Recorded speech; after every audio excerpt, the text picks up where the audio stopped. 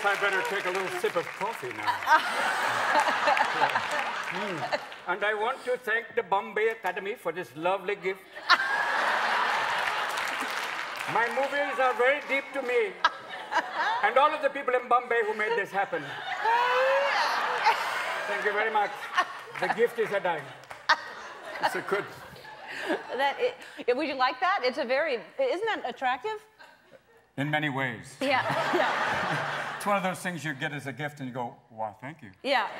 So people are actually buying these. They like them so much. But now I feel like I should give you something because last time. No, it's okay. No, I should because the last time you were here, you gave me a case of your wine. We sent it to you, yes, a case of. It's very tasty. That's a good thing. Yeah. Now it's your wine. You make it. Yes, I don't make it personally. No, you know, but no. Sitting there going, hey, yeah. This is going to Ellen.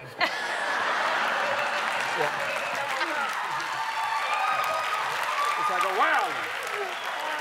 It is made. Yeah. It is made from our grapes. I have a house up in Napa, Sonoma. Yes. Which is, it actually is on the border, so I'm not crazy. Yeah. It's only Napa or Sonoma. No, actually both. Yeah. Napa, Sonoma, both counties. Both counties. And the grapes are used to make that wine. It's very, very delicious. I've never heard it described that way. Yes. You never hear a wine tasting going delicious. Yeah. Fabulous, delicious, and absurdly flatulent. Yeah. Well, I never know how to describe. Are you good at that? Like. Well, I used to be. When I drank, I was very good at that. You're good at describing all the flavors that you smell? Yeah, they have that. You know, there's always the people. They do that thing where they taste wines and they go, hold on a moment. Nope. At that point, you're going, thanks. Yeah. Keep the bottle. Yeah. But then they do the whole, you know, it has a nutty bouquet, reminiscent, slightly smoky, and that's always interesting when you have a smoky red, you know? Yeah. And then as you get further north, you get the Mendocino wines, which are really mellow. It's a medicinal wine. Don't drink that. No, I can drink. No. Hey, baby, I know where it's been. I could drink it.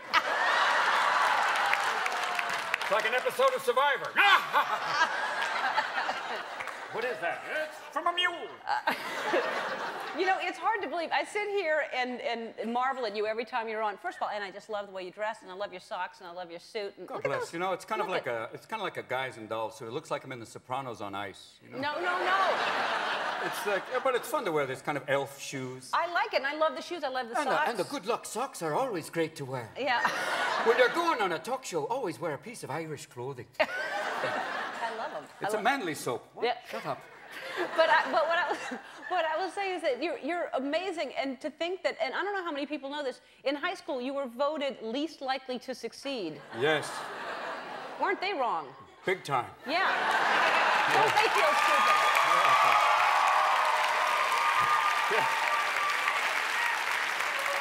Yeah. It's that thing where you show up at the reunions going, sorry. Yeah. Academy Award, want to touch it? Yeah.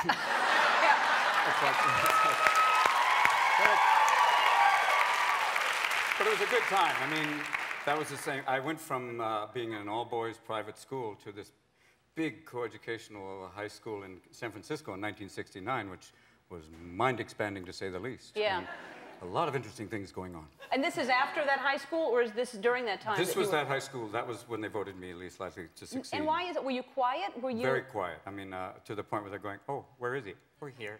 Yeah. Having come from an all-boys school and going all of a sudden there's girls, I'm going, you're very pretty. May I hold you just for a moment? They used to have dances at the all-boys private school, and they would bring the girls in, and you felt like, you know, and you'd have the close dance, and they're going, let go of me, it's over. I'm sorry. It was always a little frightening. You felt like Quasimodo on a day pass. But why do you find me repulsive? I've been at a boys' school. And if you're English, you're going, and your problem? No. But it was a good time for me also. Yeah. Well, it's just good to remember if you're one of those people in school that's quiet and then people don't understand you. Yeah, remember these names. Remember me, remember Bill Gates when they were going, hey, geek. Yeah. Really? Yeah. Why are you looking out the window? I don't know. What's that? I call it a mouse. You'll learn what it is later. Yeah. They get their revenge. Yeah. Listen, We have to take a break right now. We'll be right back, and I'll just sit and let you go. We'll play. We will play. We'll be right back. More with Robin Williams. We're back with Robin Williams, and I love when you're here. And this is amazing timing because I know you were friends with Christopher Reeve. Yeah, there was a ceremony yesterday, which was wonderful. It was just family and friends, and a day that was so beautiful. It was like he was present. You know. There was a fall day in New England, in upstate New York. The leaves had been falling, the wind was up, and he was a sailor. So you think, it's a good one blowing from the northeast. And it was really kind of sad, obviously. It was a kind of a blindside thing, because I never had imagined him leaving. Yeah. But he beat the odds. I never knew this, that once he had the injury, that he was on some sort of clock saying, he's only got so long, and he would never think of it that way. And he had passed that time limit also, yeah, right? He'd been way past that, and when they mentioned him in the debate, when Kerry spoke of him and my friend Christopher Reeve, I felt like a little kid going, I know him. Yeah. That's my man, that's my bro. And it was very interesting that he had brought this, spinal cord research and stem cells specifically to the forefront in those 9 years, and raised $100 million, but also just brought it forth in terms of speaking in front of Congress and lobbying actively, and he was so eloquent and so elegant about it. Bobby Kennedy said a great thing. He said he's a person who speaks in expository paragraphs with a beginning and an end. For me, who doesn't know how to end, I'm very envious. But it's a mixed bag because he's gone. But by the way people respond to his loss, it's like, I remember one day walking in New York years ago, it was after the accident, and two guys on the back of a garbage truck said, tell your friend Chris, he's amazing. And it was like, not right. Just the effect on everyday people is really wonderful. He was amazing. I was lucky enough to, when I shot my HBO special in New York, I'd never met him before. Did he come to And see he it? came, and I knew it took him 3.5 hours to get ready in a wheelchair to go anywhere, and he came to the taping of my HBO special. Yeah, but he loved, laughing, even with the respirator, laughing for him was, ha ha! Yeah. And for me, it was still like, it's still him, Well, you've known him since you were roommates at Juilliard, right? Well, not roommates, we were, I would borrow food, but... Can I just have some tuna fish? I'll bring it back. He was, we came in as master's students, which means that we would go through the 4-year program in 2 years. And we came in there together. I remember the first day we met was Houseman, John Houseman, was sitting there kind of like the Wizard of Oz. Sit down, gentlemen. Mr. Williams, Mr. Reeves, the theater needs you. You will be soldiers in the army of the theater. Unless, of course, you can make loads of cash making movies. So, right off the bat, we're like, I like this guy, And we went through the program, but he was there for 2 years, and then eventually got work in a film, and at that time the school didn't acknowledge, you couldn't go to a movie. It was like, you've gone off, you've turned into a horror boy. Yeah. The teachers were like that? No, he's gone. Yeah. Leave my class. Yeah. You have lowered yourself to make a movie. What are you teaching? Character acting. Yeah. Are they pirates teaching the class? Welcome to sword fighting. Try to say on my good side. What is your name? Robert Newton. And tell the bird not to speak while we're fighting. Pieces of egg, hold on. Phone call, you've got mail, you've got mail. Quiet, you email dog. You've got mail, walk away, you've got one leg. Don't talk about me leg. Bobby, hand me my number 4, I'm going dancing.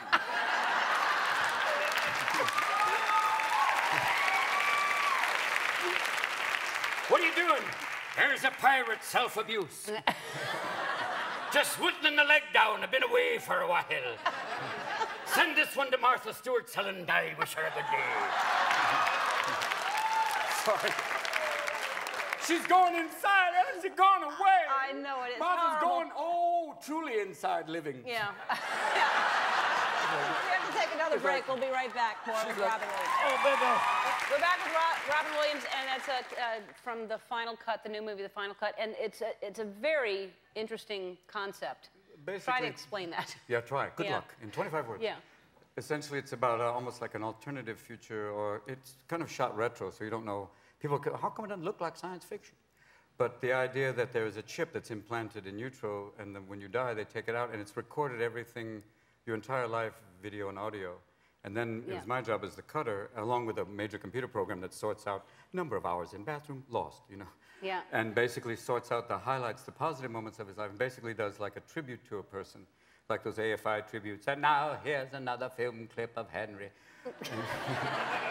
So it would be really interesting to have that footage to look at, oh yeah, and you see what your POV is of the entire life. Yeah, the person that would be most advantageous to would be if you could go back and look at it yourself going, I didn't remember it that way. Right. Because your brain has an amazing adaptive mechanism, both good and bad, that you will sometimes, it will change, morph it over into being something positive, or make it much better than it was, or much worse than it was in some cases. Which is what's interesting in that movie. Yeah, that I have a massive guilt driven by a memory that's actually quite wrong. I would imagine you have a good memory because you hold on to things and you retentive on that level. Yeah. But it's a weird combination of being retentive and sometimes Tourettean.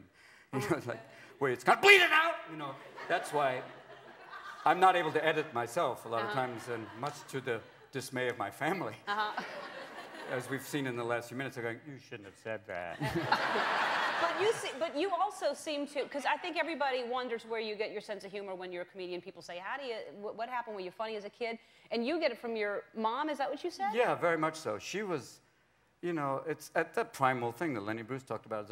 Your first audience, and the really necessary one, is your mother. Because if not, you don't get fed. That's why they make babies real cute. Okay, fine. Yeah. All right. I don't think, you know, guys couldn't breastfeed. They'd be like, yeah, come on, I got things to do, let's go.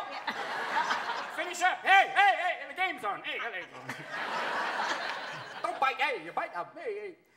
But it is that thing with my mother. Here's an example. She was a Christian Scientist. But she also had plastic surgery, so at that moment I'm going, wow. Yeah. It was like she had her eyes done it. I'm going, okay, Mary Baker Eddy, good luck. You're a Christian Dior scientist. I was like, no. But she was really funny. She used to smoke cheroots, which are like big cigars. I mean, not big cigars, you know, they're slightly feminine cigars, but smaller ones. And my father would be going, what are you, anti-MAME? Come on. Yeah. Come on, kids.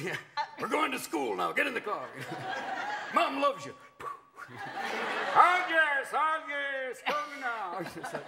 But she was like that, outrageous. You know, had grown up in New Orleans and very, very... She grew up in New Orleans? Yeah, she was born... For a long time, I thought that she was born in Louisiana, and then I said, my mother's born in Pass Christian, and people who were from there went, sweetheart, that's in Mississippi. Yeah.